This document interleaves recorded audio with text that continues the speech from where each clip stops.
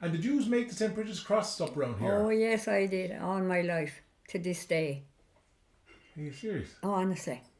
I seen them, we never made them. Ah, you never made them, No, Seamus? with rushes, Oh, yeah. you made them with rushes. Yeah, rushes. Yes. And believe it or not, one year in particular I remember so well, it came to 10 o'clock at night and it suddenly dawned on me I hadn't done the rush crosses. And out I goes and looks and gets me flashlamp and heads off and got made before 12 o'clock.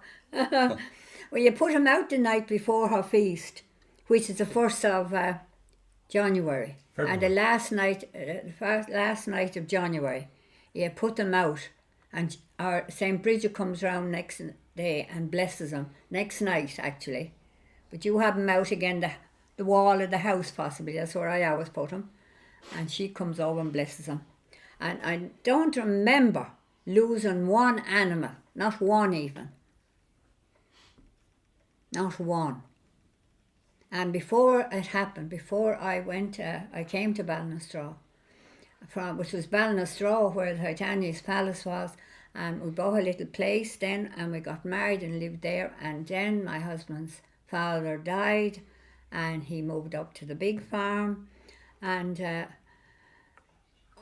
was all Ballinasstraw anyway, but I always made the rushes every single year, never missed on it, and before I did, he lost lots of cattle. Lots of cattle. But as soon as I put up the rushes, that was the end of that. And they believed that St. Bridget protected the animals. Yes, she did.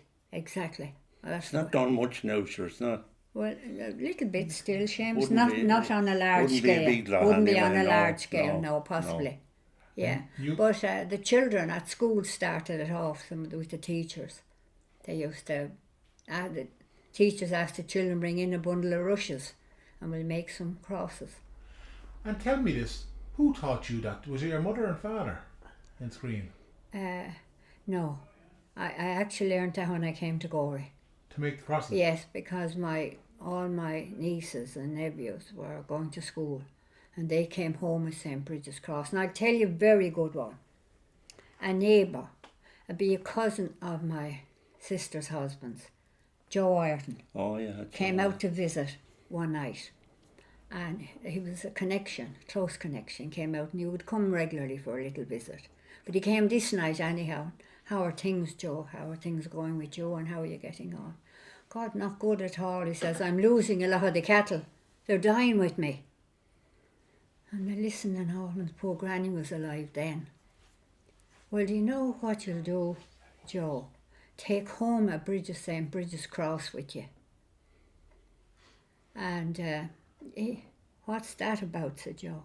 So the Granny explained to him, you take this out with you and you put it up in the cow house or wherever, in the cattle house or wherever, and keep it there. So Joe said, yes, fair enough. He says, I'll do that. So they chatted away and had his cup of tea, and it was time for Joe to head for home. And Granny says, have you got your cross now? Oh, yes, he says, I have it down here in my pocket. So poor old Joe come on and he hopped up on his little tractor and headed for home. And it was just the two of them in the house, Joe and Robbie. And there were two brothers, never got married. And Joe would knock around a little bit, but Robbie was a quieter type of man. He would nearly always be at home. But Joe says, I'll go ahead now and I'll get home to poor Rob. So he came in along anyway and he says, I wonder what will I do? I think I'll hang up the cross first, he says, before I go in. So he went on over to the house anyhow, to the cow house, and he put up the St. Bridget's Cross. And he says, I'll go in along now and I'll see how Robbie is. So he come in along anyhow and we were talking and chatting. And by and by there was this awful commotion.